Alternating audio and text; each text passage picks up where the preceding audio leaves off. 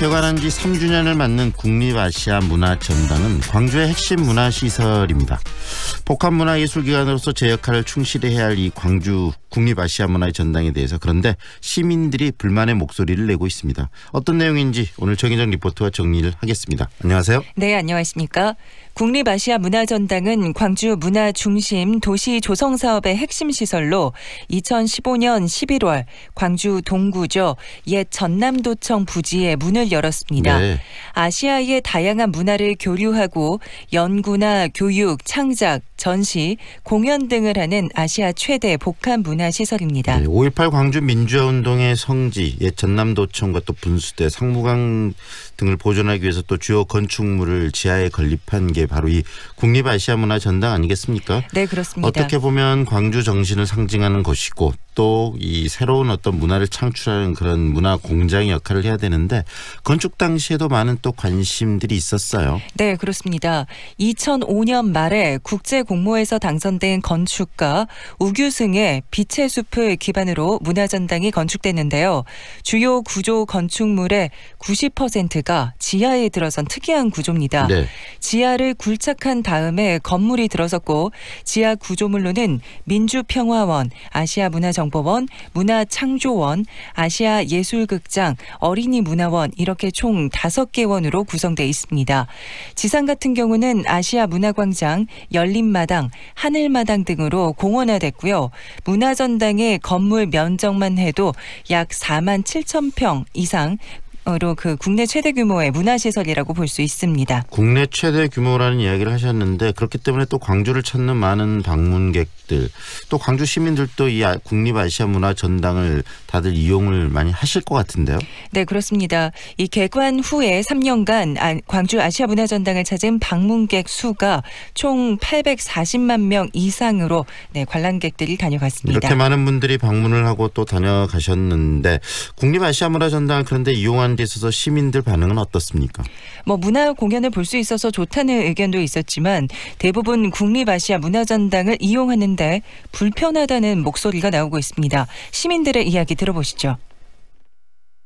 안내판이나 이렇게 유도선 같은 것도 없었고 한참 미로처럼 찾아 헤매다가 짐작에 저 사람들도 그 공연을 보러 오는가 보다 하고 뒤를 따라갔지 이렇게 안내해주고 하는 사람은 없었어요. 많이 불편했어요.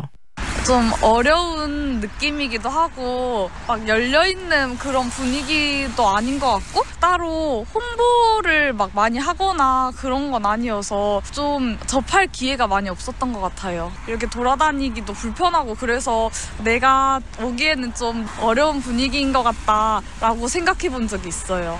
문화 공간이 그만큼 문화를 향유하고 느끼는 시민들이 가까이 와야 되는데 좀 어렵다. 그리고 또 이 굉장히 미로처럼 돼 있기 때문에 길을 찾고 내가 원하는 장소를 찾는데 어려움이 많다라는 이야기를 하고들 있네요. 네, 규모가 일단은 크고 건축물보다 그 설계가 복잡하다 보니까 일반 건축물보다요. 네, 이정표나 표지판 등 길 안내가 자세하게 나와야 되는데 그렇지 못해서 방문객들이 문화시설 내에 원하는 장소까지 이동을 할 때 길을 헤매는 경우가 많다는 지적이 나오고 있습니다. 결국 접근성이 몹시 불편하다라는 이야기네요. 네. 이에 대해서 광주 아시아문화전당 고객 지원팀의 관계자와 통화를 시도해봤습니다.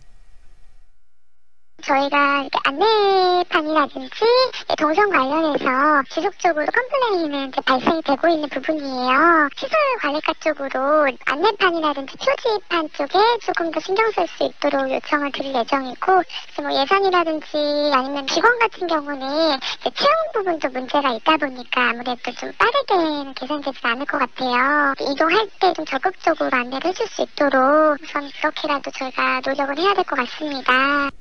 그동안 많은 민원이 들어왔고 또 개원된 지 지금 3년이 넘었죠. 네, 그렇습니다. 그렇게 3년이 넘은 상황인데도 이용객들이 계속해서 불편함을 느끼고 있고 개선 중이라고 말하는 것은 좀 이해가 되지 않는데요. 네, 그동안 민원이 들어왔는데요. 민원을 반영해서 개선해 나가고 있다곤 하지만 현실적으로 그 개선이 시민들의 불편함을 해소하지 못하고 있는 겁니다.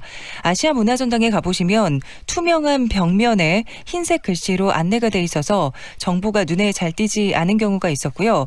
홈페이지에 나와 있는 지도를 보고 길을 찾는 것도 쉽지 않았습니다. 그렇다면 방문자들을 위한 안내 데스크는 어디에 이렇게 위치해 있죠? 각 문화원 내부에 위치해 있고요. 옛 전남도청이 있는 곳에 방문자 센터가 있는데요. 이곳에서 안내를 돕곤 있지만 자리를 비울 수가 없기 때문에 구두로 설명을 하고 있었습니다. 복잡해서 물어보는데 그냥 구두로 설명하는 것이 과연 그 안내 정보를 원하는 사람들에게 얼마나 효과가 있을지 정보를 제대로 줄 수 있을지도 좀 궁금한데요. 아시아 문화 전당 곳곳에 안내원이 없다 보니까 제대로 가고 있는지 물어볼 사람도 또 표지판도 없어서 굉장히 난감할 것 같다는 생각도 들고 네. 정작 저도 가서 보면서 굉장히 불편하다는 느낌들을 받았거든요. 네, 그렇습니다. 개선할 필요가 있어 보여요. 이렇게 아시아 문화 전당의 시설적인 문제에 대해서 불편사항도 많이 나오고 있지만 그 아시아 문화 전당의 콘텐츠가 부족하다는 점에 대해서도 문제로 지적되고 있습니다. 조선대학교 중국어 문화학과 김아림 교수의 이야기 들어보시죠.